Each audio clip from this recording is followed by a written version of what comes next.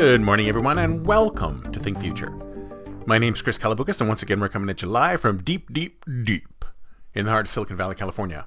We're talking innovation, startups, the future, not necessarily those, and not necessarily in that order. If you're watching on YouTube, smack that subscribe button and hit that bell so you can be notified when a new show comes online.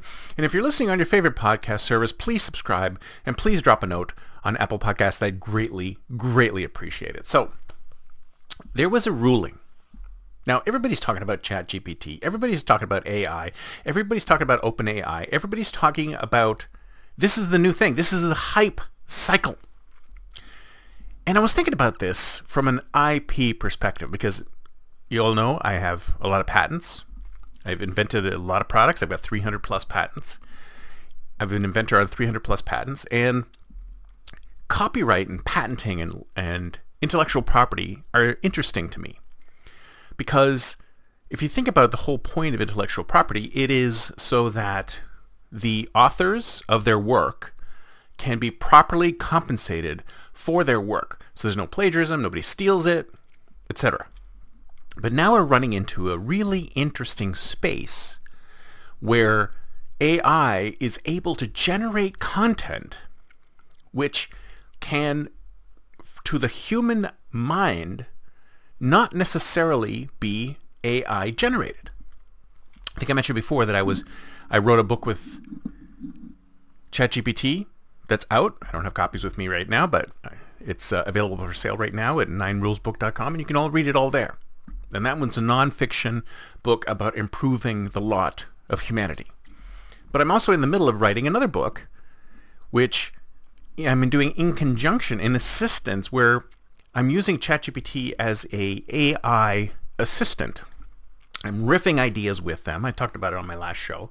I'm riffing ideas with ChatGPT, and I'm getting some really interesting ideas because it has this encyclopedic knowledge of everything. But if I wanted it to write the book, I could just go in there and say, write a passage between these two characters which talks about XYZ. And some of it's good, some of it's not good, but it could conceivably be copy and pasted right into the book.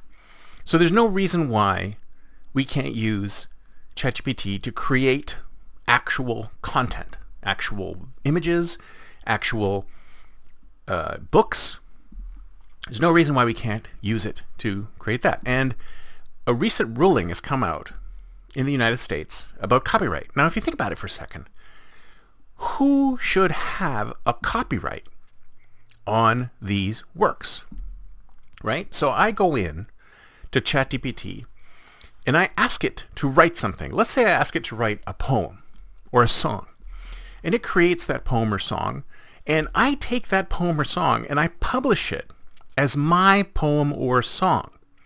It's completely created by ChatGPT.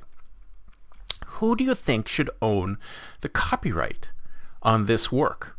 Is it the programmer who developed ChatGPT, or the reams of programmers who developed ChatGPT? Is it me who entered the prompt that then created the poem? Who should own the copyright? Should we share the copyright? Now, if you ask me, I think, I'm going to tell you this before I'll tell you what the ruling was, but I think that the copyright should go to the person who initiated whatever needed to be initiated for this piece of work to be generated. So if I went to ChatGPT and I said, write me a song about XYZ, and the prompt, the way I created the prompt is basically my input into this tool, which is simply generating an output. So it's just as if I went in to Word and I started typing something up, and then Word took what I typed up and created something new with it, but it used my initial seeds in the words to create this new work. So personally, I would think that if I initiated the work, if I created the prompt, if I entered the prompt into a tool, and then the tool created something, then whatever it created would be mine. Because had I not entered what I entered into the tool, this thing would never have been created. Now, I didn't spend a lot of effort creating this prompt. Or maybe I did. Maybe it took me a while to come up with a prompt that would be accurate. I'll give you another example. I went to Midjourney, and I went in there and I asked it to build an image for computers and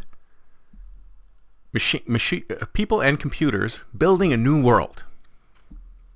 And it created 4 options. And I picked one of those options and I had to upscale it. And it was a fantastic piece of art. I'm sure it would have taken hours and hours and hours for an artist to create this piece of work. But I put in that prompt. I put in that specific prompt with those specific adjectives, those specific verbs, those specific nouns, and I asked the tool to provide something. Isn't that mine? Didn't I plant the seed and have the tool generate something? Who owns the copyright on this work? Like I said, I believe it should be me. The Copyright Office came out with a statement saying no,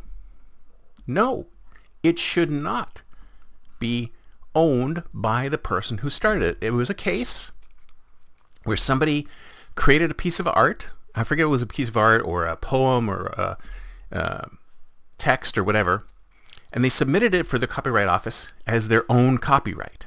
And because it was generated by AI, partially generated by AI, because I believe they made some changes to it, because it was mostly generated by AI, they refused to issue a copyright to the individual who'd submitted it, saying that it wasn't theirs to copyright. They didn't create it. And then they further clarified it by saying that copyright only applies to things that are created by people. And I'm like, wait a second.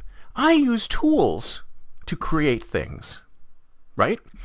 And if those tools create things based on my direction, are you saying that I can't use AI as a tool to create something? That's just like saying I can't use Word to correct my spelling because I had computer assistants to make the spelling correct.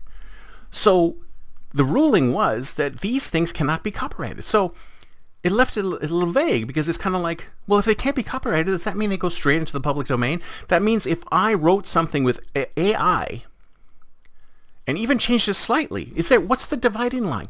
How can you say that something has been created by a human versus created by a machine? Where is the dividing line? Can't I go to Midjourney, enter in whatever prompts I want, have it output something, and then put it up onto a site for sale as an image if somebody wants to buy my image because I created it using the Midjourney tool with my prompt?